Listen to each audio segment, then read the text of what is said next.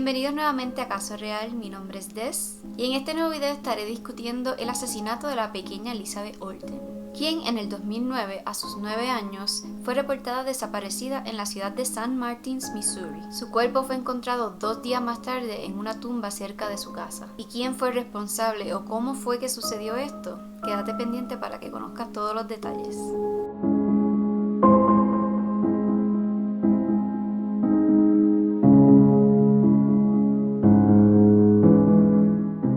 El 21 de octubre, a eso de las 6:30 p.m., Patty Price nota que su hija Elizabeth no había regresado de su visita a la casa de su vecinita Emma de 6 años. Ese día Emma le preguntó a Patty si Elizabeth podía ir a su casa a jugar. Patty dudó primero en dejarla ir, pero luego de ver la emoción de las niñas al verse, permitió que Elizabeth fuera a jugar siempre y cuando regresara a las 6 de la tarde. Pero ese día Elizabeth nunca regresó. Así que Patty llama a la casa de Emma, pero su abuela le informa que Elizabeth nunca estuvo en su casa.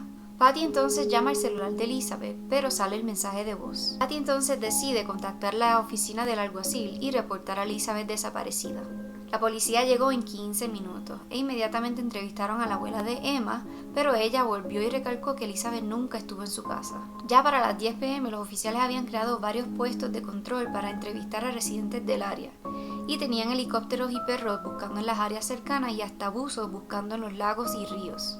Patty desesperadamente continuaba llamando al celular de Elizabeth, pero este continuaba yendo a mensajes de voz. Los oficiales entonces contactaron la compañía proveedora para obtener un PIN de emergencia. Minutos después recibieron varios pins en un área forestal cerca de la casa de Elizabeth, pero cuando los oficiales comenzaron a buscar en el área, el celular se apagó y los pins desaparecieron. Uno de los sargentos entonces dirige su atención hacia Emma, quien fue la última persona en ver a Elizabeth. Emma le indica al sargento que cuando ella y Elizabeth se encontraban jugando en el bosque, ella se quedó atrapada en una rama y entonces le grita a su media hermana, Alisa Bustamante, de 15 años, que la ayudara. Cuando Emma menciona a su media hermana, el sargento se da cuenta que todos los niños y jóvenes de la vecindad habían sido localizados, con excepción de Alisa. Días después, la oficina del alguacil recibe una carta en la que indican que Alisa podría ser una sospechosa en el caso. Cuando los oficiales entonces entrevistan a Alisa, esta les confiesa que ese día había faltado a la escuela, pero que no sabía nada de Elizabeth. Durante esta entrevista, los investigadores reciben información del equipo de rescate que habían encontrado una tumba detrás de la casa de Alisa. Los investigadores entonces llevaron a Alisa donde se encontraba esta tumba,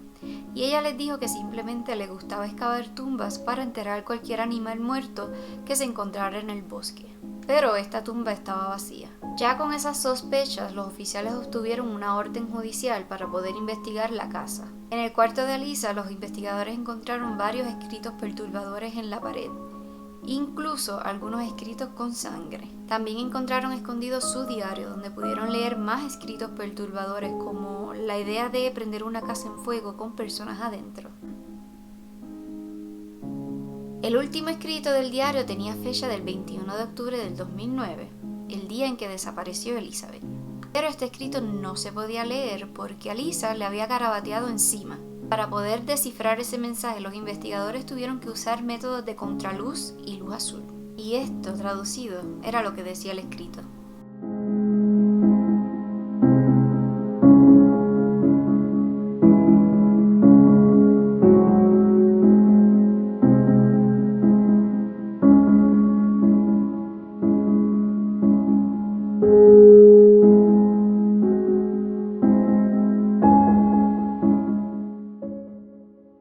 Cuando los investigadores le presentan esta evidencia a Alisa, este entonces confiesa que había sido un accidente y que mientras se encontraban caminando en el bosque, Elizabeth se tropezó y recibió un golpe fatal en la cabeza. Los investigadores no se comieron el cuento del tropiezo y le dijeron a Alisa que cuando encontraran el cuerpo de Elizabeth, la autopsia revelaría la causa de muerte. Dejándose llevar por lo que habían leído en el diario de Alisa, le preguntaron si el cuello de Elizabeth había sido cortado con un cuchillo. Y Alisa confesó que sí. Su abuela, quien se encontraba con ellos en el cuarto de interrogación, al escuchar esta información sale del cuarto llorando. Una vez Alisa se encuentra sola con los investigadores, entonces confiesa haber asesinado a Elizabeth. ¿Y qué fue lo que ocurrió según Alisa?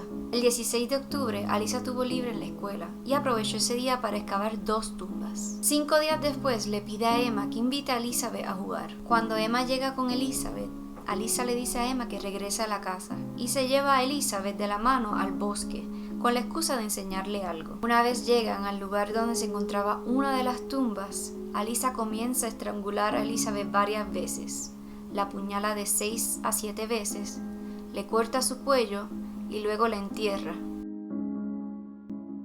El 23 de octubre, a eso de las 3 a.m., Alisa dirige a los investigadores a la tumba de Elizabeth. Varias partes del cuerpo de Elizabeth ya se encontraban expuestas. Aunque los amigos de Alisa la describieron como una joven normal y dulce con ellos, Alisa era otra persona en privado. Desde el 2002, los abuelos de Alisa tenían su custodia legal y la de sus hermanos. Su madre, Michelle Bustamante, tenía problemas de adicción y se encontraba en la cárcel cumpliendo una sentencia por delitos menores. Su padre, César Bustamante, también se encontraba en la cárcel cumpliendo una sentencia de 10 años por varios asaltos. Pero a pesar de las dificultades con su familia, Alisa parecía ser una niña normal, con calificaciones de A y B en la escuela, escribiendo poesías y participando en actividades juveniles en la iglesia a la que asistía.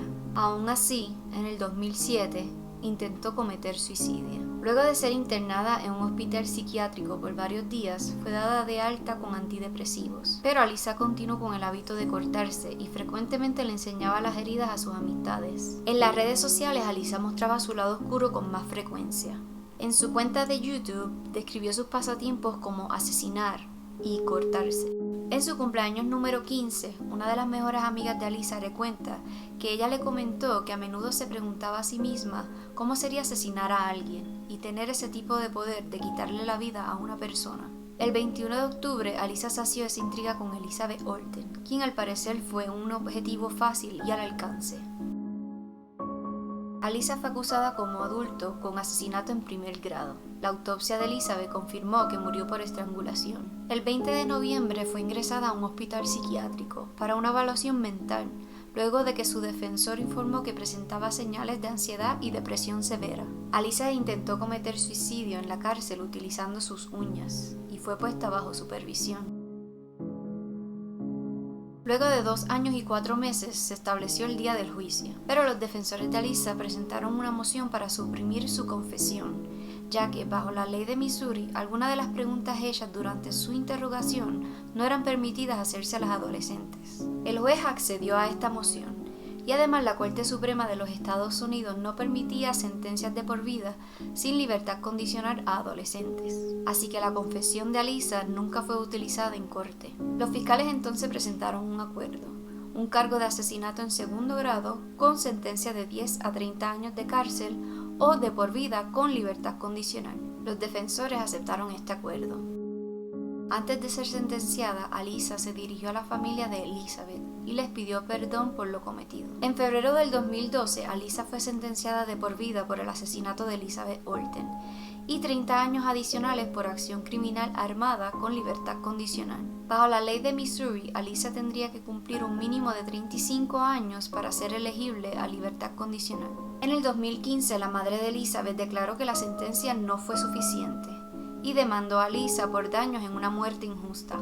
2 años más tarde, Patty resolvió la demanda por una cantidad de 5 millones. Patty sostuvo que creía que Alisa había cometido el asesinato de su hija bajo la supervisión de ellos y que debieron haber identificado sus tendencias violentas y pudieron prevenirlas. El juez descartó la demanda contra el hospital y solo aceptó la de Alisa, la cual debe pagar 5 millones más un 9% de interés cada año hasta que salde la deuda.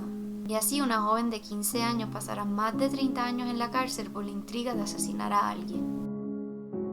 ¿Crees que Alisa recibió la sentencia justa? ¿Crees que el hospital debió haber identificado esas tendencias violentas de Alisa? ¿O crees que ella los engañó como hizo con sus amistades y su familia?